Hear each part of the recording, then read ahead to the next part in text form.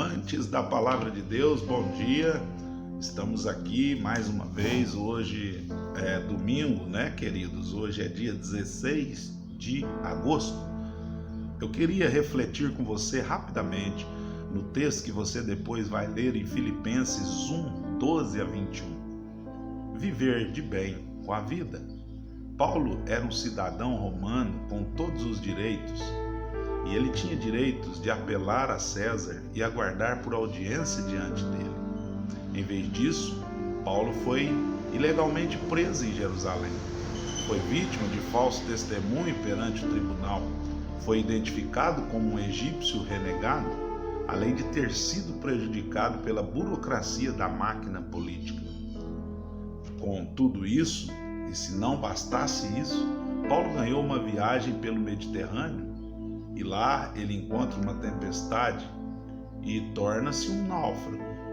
Quando Paulo finalmente pisa nas terras romanas, ele vai ser encarcerado e praticamente esquecido por 2 anos.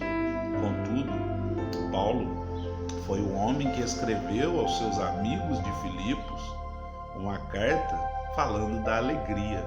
É a carta da alegria no Novo Testamento. Apesar de tudo que ele sofreu, Paulo aprendeu a viver de bem com a vida. E por que ele vivia de bem com a vida? Porque ele era confiante. Apesar de ser vítima, não vivia como vítima. No versículo 12 ao 14, ele lá, assentado, preso a um soldado romano pelo braço, com uma algema e uma corrente, Paulo escreve acerca das coisas que lhe aconteceram para o maior proveito do Evangelho. Paulo via as circunstâncias como se isso estivesse abrindo um caminho maior para o Evangelho de Cristo. Paulo, ele simplesmente fala de Cristo. Ele resolve levar a mensagem aos soldados, aos guardas, e ao invés de se sentir frustrado e vitimado, Paulo riu da janela aberta da oportunidade que lhe fora oferecida na prisão.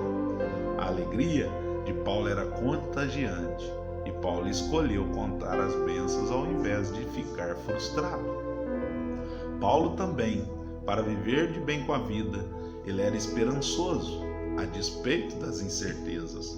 Paulo tinha esperança, apesar de incertezas que enfrentava.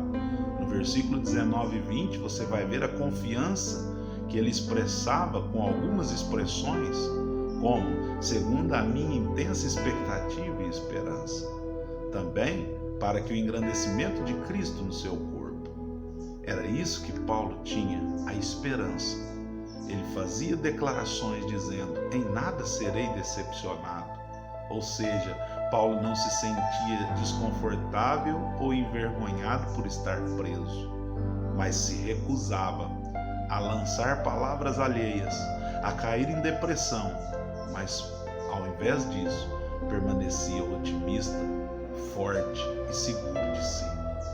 Paulo nos ensina que para viver de bem com a vida, seja feliz, porque Cristo é o suficiente. Versículo 21. Somente Cristo pode satisfazer você.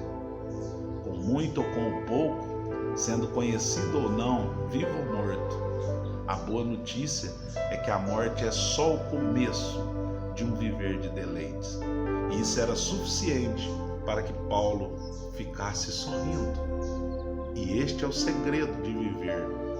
Mesmo sabendo que a morte o espera, ele encontra felicidade e ele centraliza sua vida em Cristo Jesus.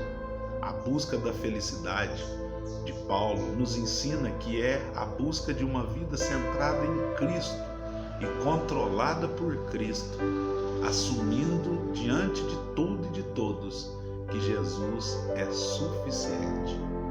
Viva de bem com a vida. Que Deus te abençoe. Aprenda a viver de bem com a vida, sabendo que você não é vítima, mas você é vitorioso.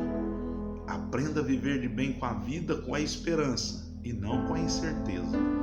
E aprenda a viver de bem com a vida sendo feliz, porque Cristo é suficiente.